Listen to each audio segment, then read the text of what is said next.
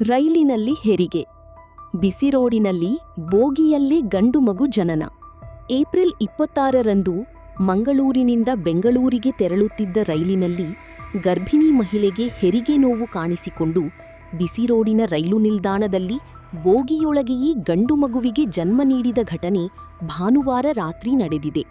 ಮೈಸೂರು ಜಿಲ್ಲೆಯ ಸವಣೂರು ನಿವಾಸಿ ಪೊನ್ನಮ್ಮ ಅವರು ಮಂಗಳೂರಿನಲ್ಲಿ ರೈಲು ಹತ್ತಿದ್ದು ಪ್ರಯಾಣದ ವೇಳೆ ಅಸ್ವಸ್ಥತೆಯನ್ನು ಅನುಭವಿಸಿದ್ದಾರೆ. ಸ್ವಲ್ಪ ದೂರ ಸಾಗುತ್ತಿದ್ದಂತೆಯೇ ತೀವ್ರ ಹೆರಿಗೆ ನೋವು ಕಾಣಿಸಿಕೊಂಡಿದೆ. ಈ ಸಂದರ್ಭದಲ್ಲಿ ಅದೇ ರೈಲಿನಲ್ಲಿ ಪ್ರಯಾಣಿಸುತ್ತಿದ್ದ ಮುಸ್ಲಿಂ ಸಮುದಾಯದ ಮಹಿಳೆಯರು ತಕ್ಷಣ ನೆರವಿಗೆ ಧಾವಿಸಿ ಪ್ರಾಥಮಿಕ ಆರೈಕೆ ಒದಗಿಸಿದ್ದಾರೆ.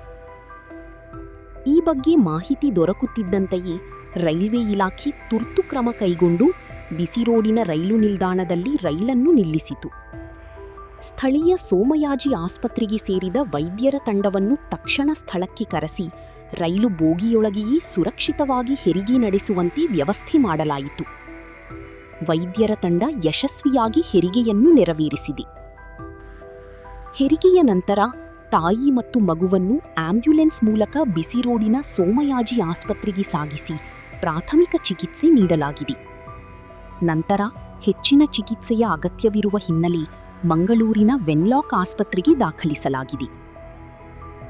ವೈದ್ಯಕೀಯ ಮೂಲಗಳ ಪ್ರಕಾರ ತಾಯಿ ಮತ್ತು ಮಗುವನ್ನು ಇಬ್ಬರೂ ಸ್ಥಿರ ಸ್ಥಿತಿಯಲ್ಲಿದ್ದರೂ ಹೆಚ್ಚಿನ ನಿಗಾ ಅಗತ್ಯವಿದೆ ಎಂದು ತಿಳಿದುಬಂದಿದೆ.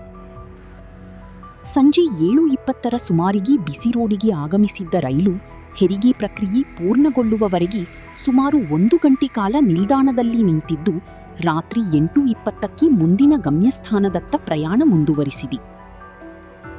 ಘಟನೆಯ ವೇಳೆ ಕೈಕಂಬದ ಸಮದ್, ಬಂಟ್ವಾಳ ನಗರ ಠಾಣೆಯ ಪೊಲೀಸರು ಹಾಗೂ ಸಾರ್ವಜನಿಕರು ಸಹಕರಿಸಿ ಅಗತ್ಯ ಸೌಲಭ್ಯಗಳನ್ನು ಒದಗಿಸಿದ್ದಾರೆ. ಮಂಗಳೂರು ರೈಲ್ವೆ ಪೊಲೀಸ್ ಸಿಬ್ಬಂದಿಯು ಸ್ಥಳಕ್ಕೆ ಆಗಮಿಸಿ ಮಾಹಿತಿ ಸಂಗ್ರಹಿಸಿದ್ದು ಹೆಚ್ಚಿನ ವಿವರಗಳನ್ನು ಕಲೆ ಹಾಕುತ್ತಿದ್ದಾರೆ. ಪೊನ್ನಮ್ಮ ಅವರು ಮಂಗಳೂರಿನ ಖಾಸಗಿ ಆಸ್ಪತ್ರೆಯಲ್ಲಿ ಉದ್ಯೋಗಿಯಾಗಿದ್ದಾರೆ ಎಂಬ ಮಾಹಿತಿ ಲಭ್ಯವಿದ್ದರೂ ಇದನ್ನು ಅಧಿಕೃತವಾಗಿ ದೃಢಪಡಿಸಲಾಗಿಲ್ಲ.